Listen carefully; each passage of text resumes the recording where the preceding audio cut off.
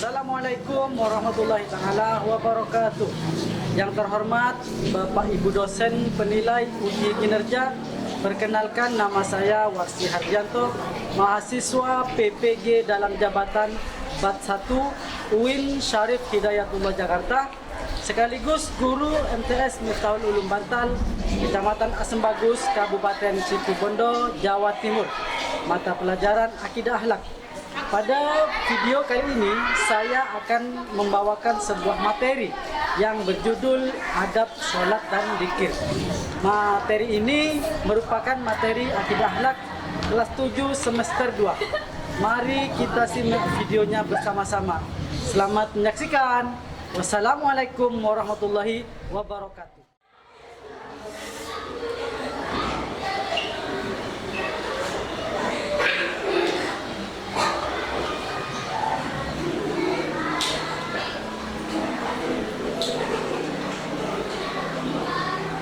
Assalamualaikum warahmatullahi wabarakatuh.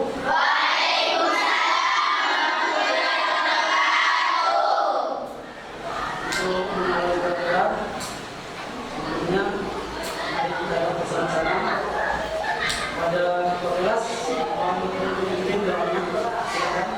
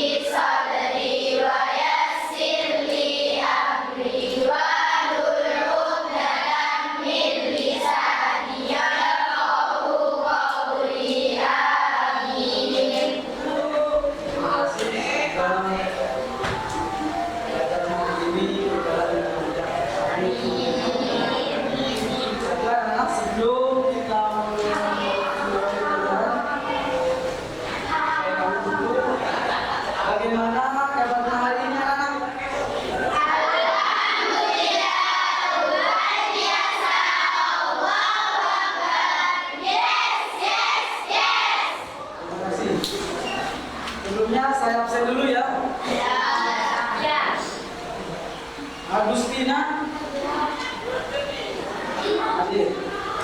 Andini. Anggi. Aulia. Aura. Azka.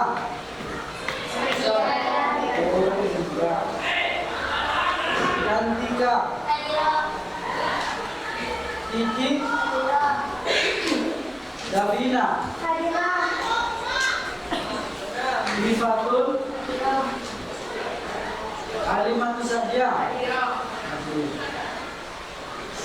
Imelda, Intan,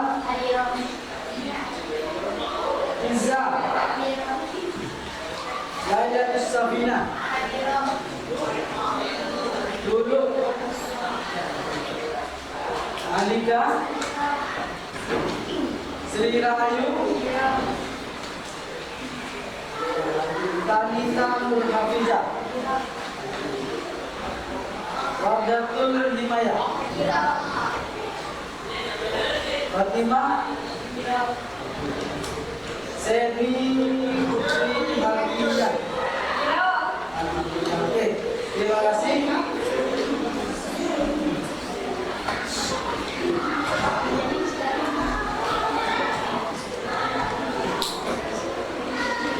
Baiklah anak, untuk pagi hari ini kita akan memulai pelajaran ini. Pelajaran apa?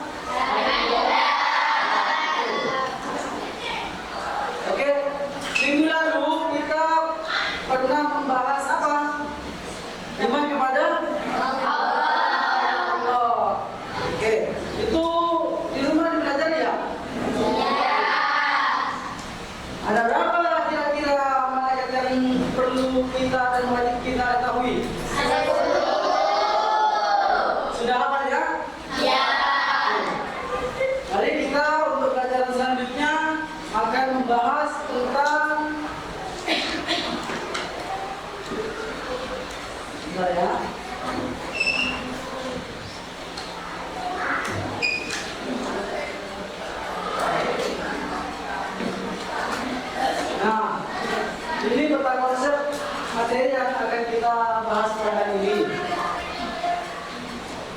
tujuannya, nah,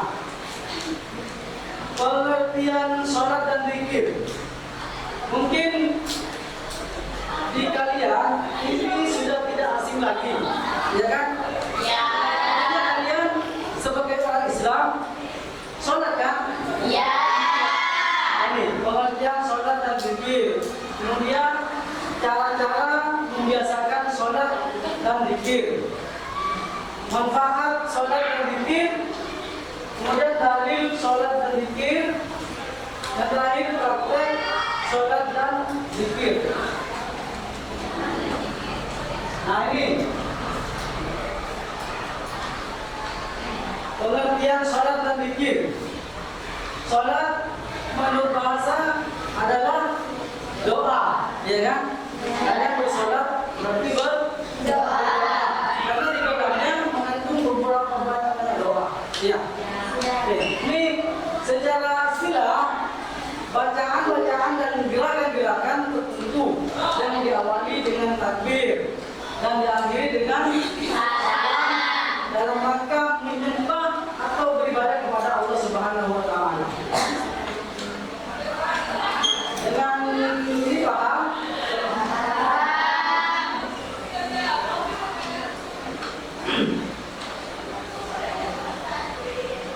Ini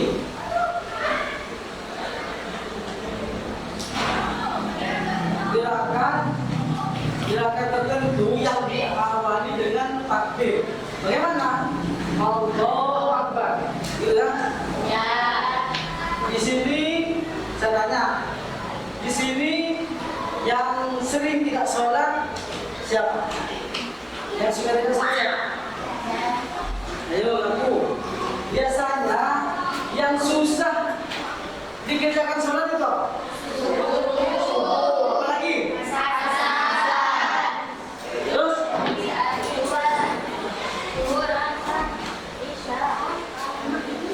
Ayo, yang sering kalian tinggalkan sholat itu waktu subuh. Kenapa? Subuh kenapa subuh?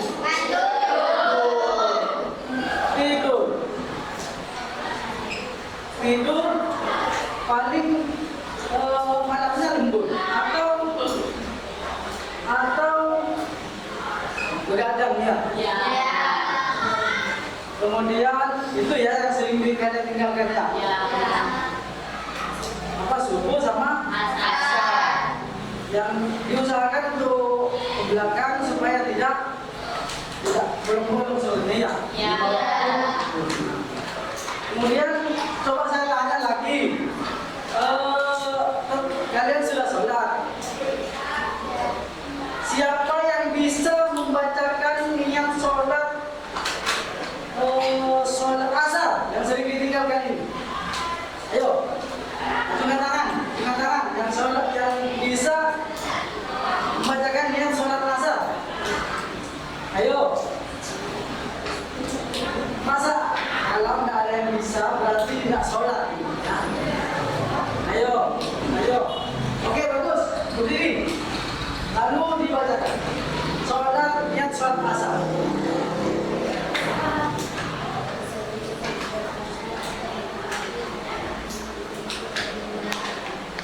Bagus.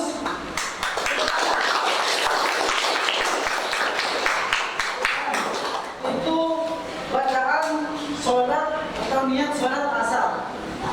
Kemudian lagi saya tanya lagi, sholat maghrib itu ada berapa orang? 3. Tepuk tangan. Kemudian jangan dijawab dulu, saya tanya lagi nanti saya tunjuk. Sholat subuh ada berapa orang? 2. 2 ya?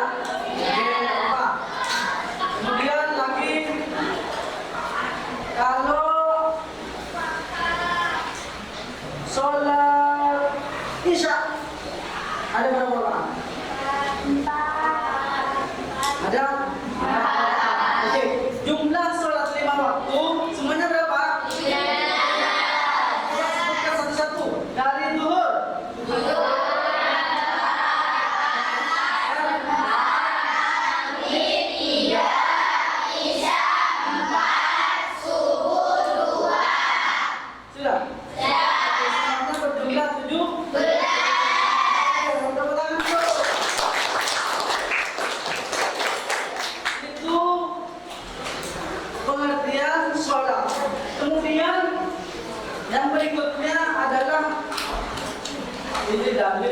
Nah ini zikir. Zikir kita ke zikir ya. Sebelum sudah paham? Sudah paham? Tentang sholat?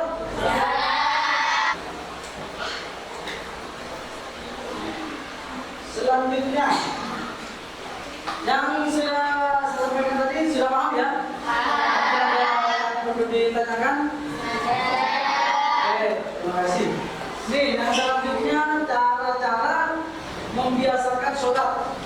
Nah ini kenapa kok sampai ada cara-cara membiasakan?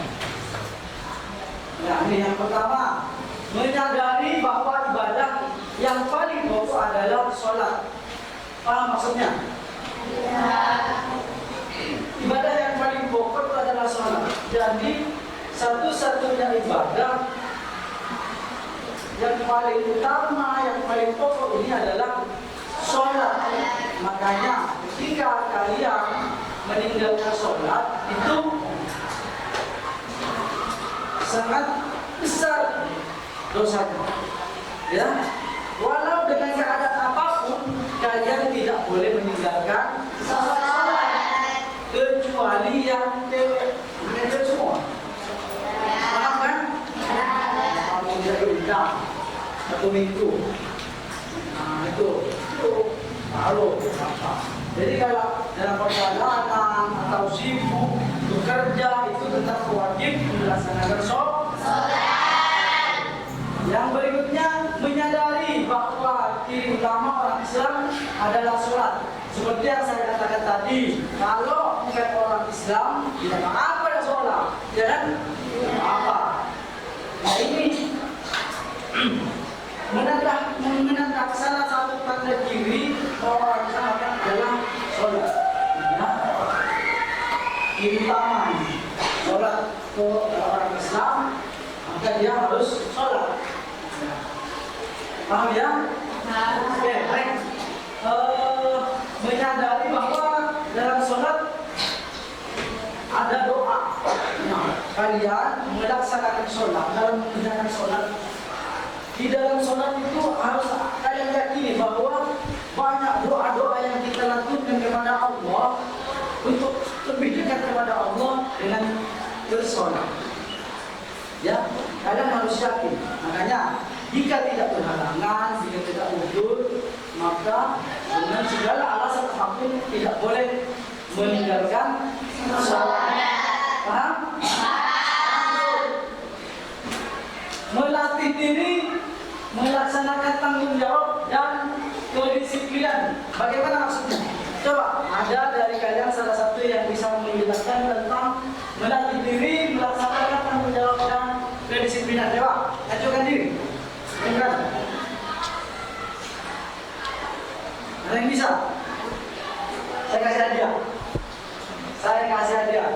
Langsung, cash. Oke? Ayo. Semuanya sudah begitu dong. Ayo. Melatih diri melaksanakan tanggung jawab dan disiplin.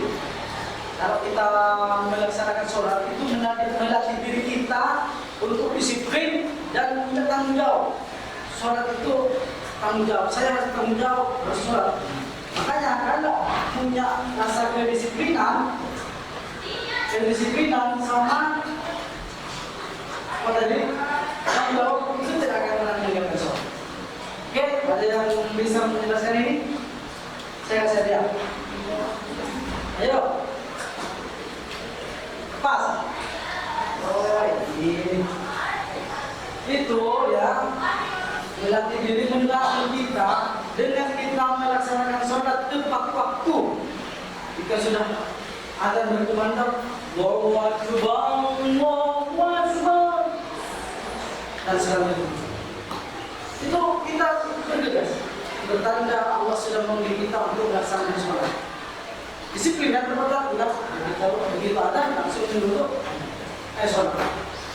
Itu bentuk kedisiplinan. Biasanya kita untuk disiplin. Kemudian tanggung jawab. Itu tanggung jawab saya. Yang untuk sama sholat itu Allah apa kita? Kita kan? Karena kita yang ibadah, itu kewajiban kita. Nah itu tanggung jawab kita sebagai orang Islam. Paham? Ada yang ditanya?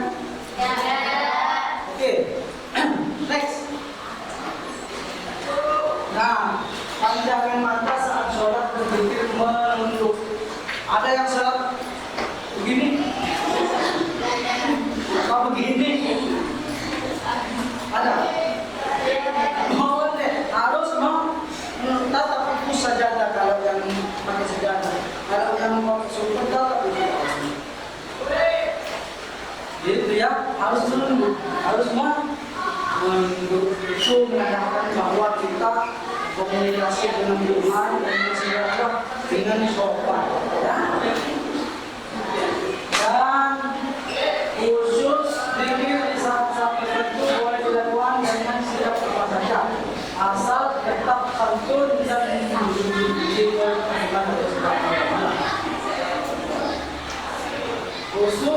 zikir di saat tertentu itu boleh dilakukan dengan masyarakat. Tidak ada sesuatu, tidak ada apa, itu tergantung amalan kita.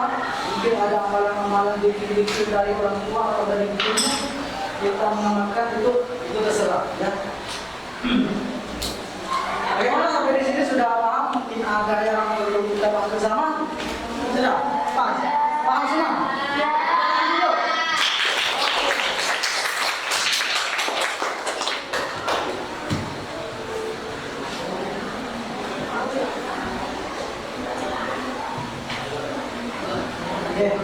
Selanjutnya kalau sudah paham, kita buat kelompok. Ini ada 4 bangku, nanti kita bentuk 4 kelompok, oke? 4 kelompok. Saya buat ini jangan ini sudah semua ini. Nanti saya kasih tangan. Nanti pindah ya, nanti pindah. Ini nomor 3.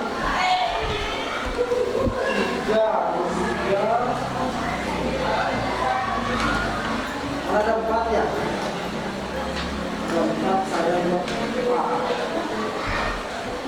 Oke. Coba kasih belakang ini kasih belakang cukupnya. Ini kasih ke belakang secukupnya, ini juga secukupnya. Yuk, sebar ke belakang semua. Satu-satu. Itu ada angka 1, 2, 3, 4. Ayo harus benar semua.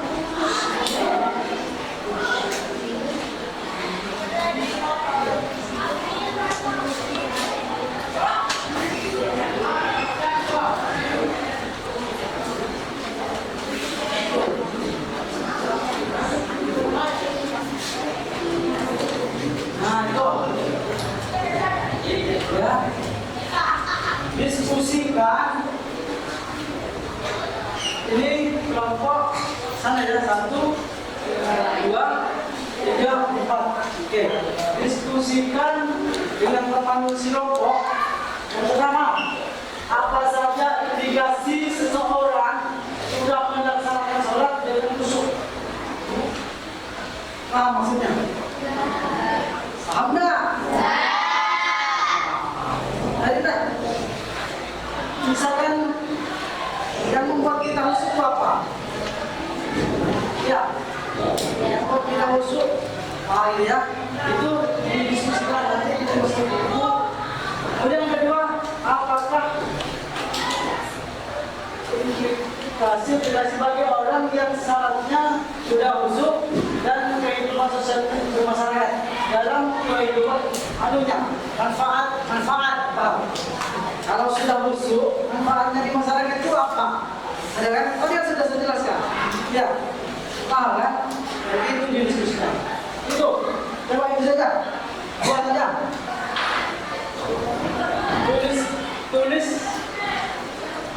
Tulis di buku. Cukup satu saja yang presentasikan ya. Diskusikan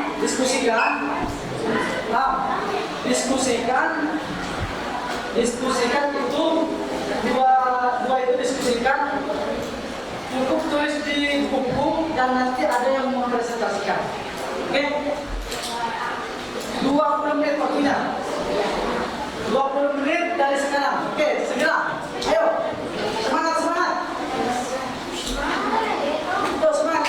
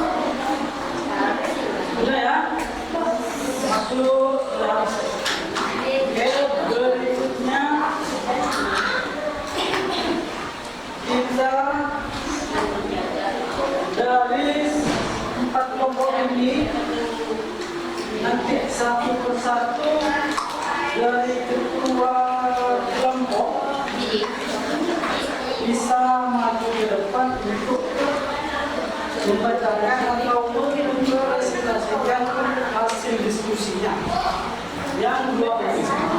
Oke, siapa yang siap? Yang siap? Ayo semangat! Semangat!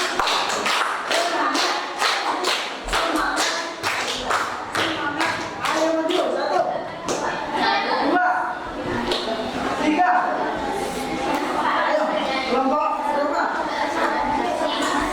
Kelompok 1. Ayo, kelompok 1 dulu. Ya. Ketua kelompoknya atau bisa diwakil? Maju. Ayo.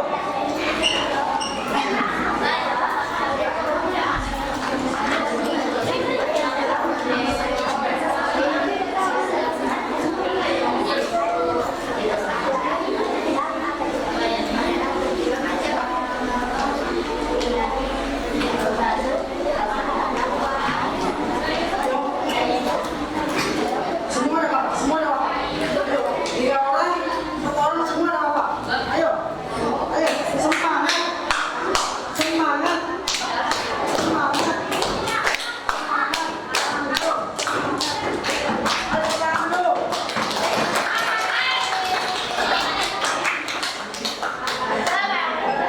Oke, ayo, dan 3. Monggo dan 3.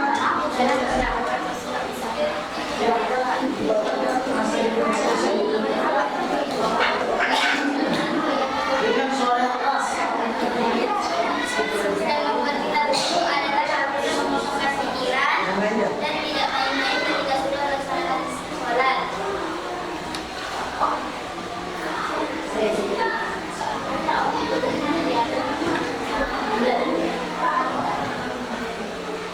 Manfaat yang dapat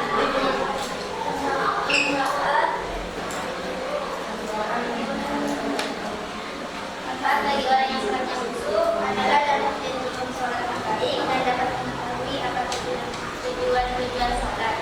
Oke, itu sudah. Oke, tepuk tangan dulu.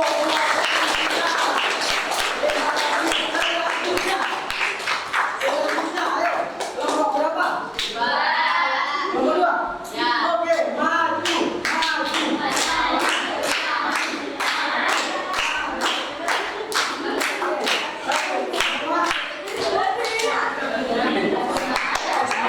Yang lain semangat.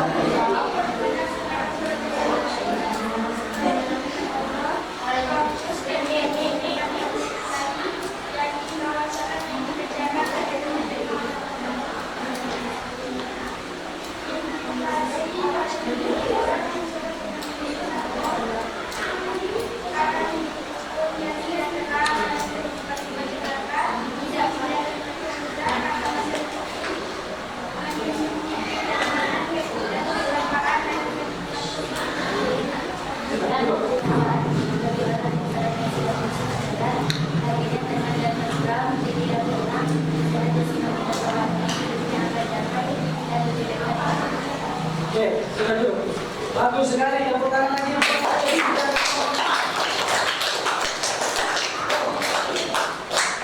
Sudah ya? Baik, untuk selanjutnya ini hasil dari diskusi kalian dari kelompok 1, 2, 3, dan 4. Hasilnya bagus sekali. 2 jempol. Oke.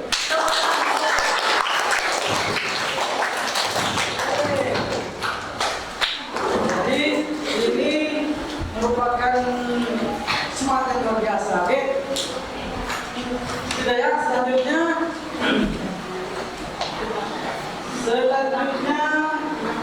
kesimpulan.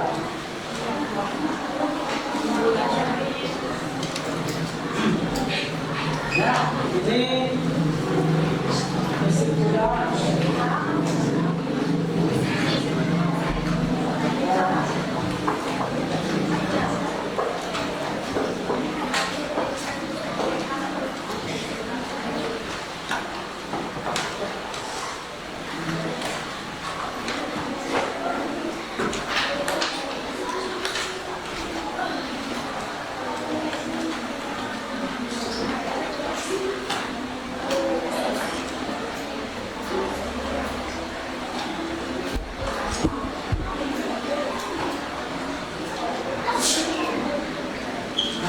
Ini materi kita dari awal sampai akhir ini adalah merupakan kesimpulan yang sudah kita pelajari bersama.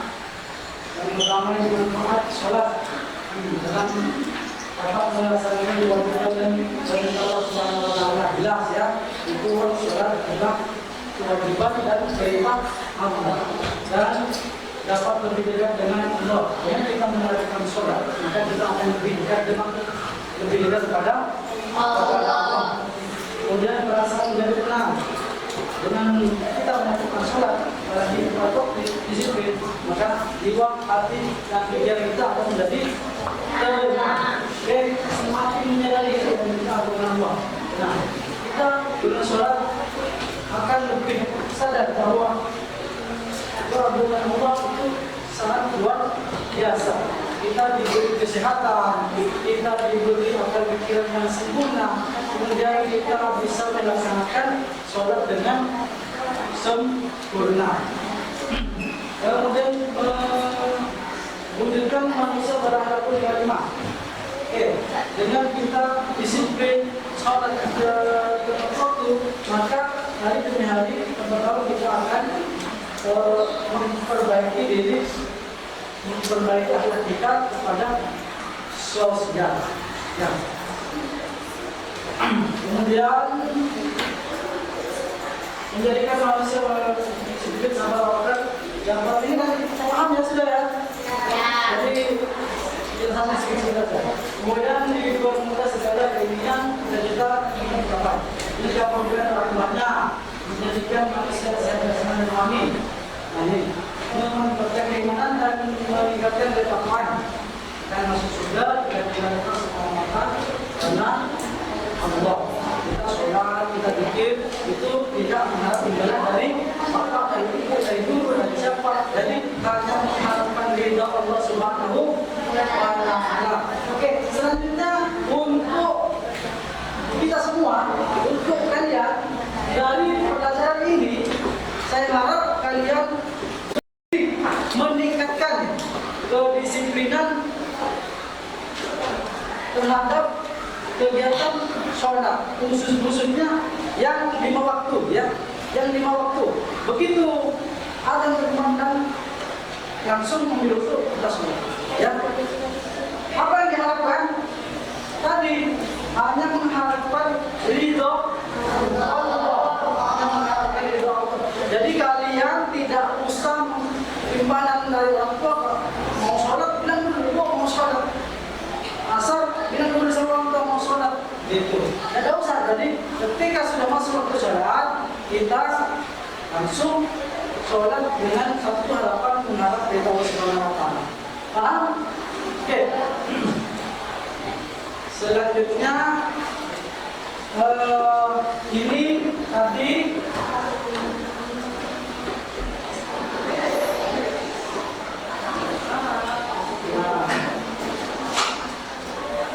Ini yang nomor 3 tadi yang dikerjakan kan nomor 1 sama 2. Jadi yang nomor 3 itu mengumpulkan alasan-alasan kalian yang sudah kalian tulis itu dikerjakan di rumah. Ya, di alasan kalian tadi itu mengumpulkan alasan kalian. Kenapa yang di atas itu tadi itu ditulis juga untuk dikerjakan di rumah. Paham? Ada yang perlu ditanyakan? Oke. Oke, sebelum kita menutup pembelajaran pada hari ini, untuk lebih barokahnya dan lebih bermanfaatnya, marilah kita tutup dengan berdoa. Ya, dengan berdoa. Nanti ada yang juga kelas ya, pemimpinnya. Oke, saya tutup dulu ini.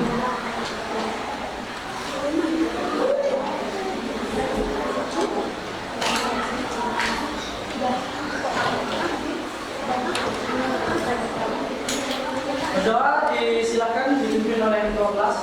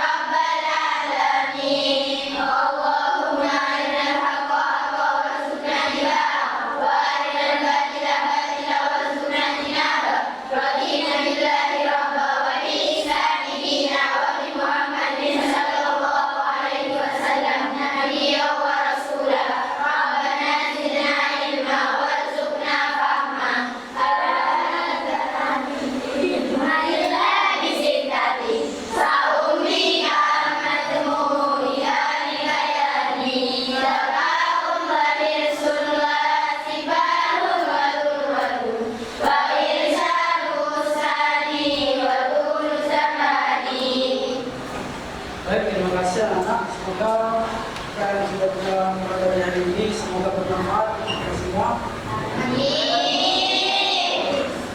Tetap jaga kesehatan, berada di rumah, tetap semangat.